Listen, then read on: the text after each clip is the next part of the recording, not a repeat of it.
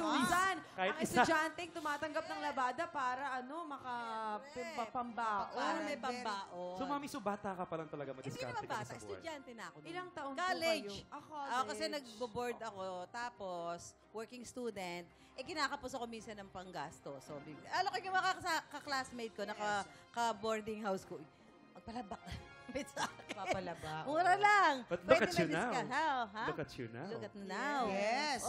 Pero alam nyo, Susan, I really admire Susan, ha? Lahat pinasok niyan para lang mag-succeed.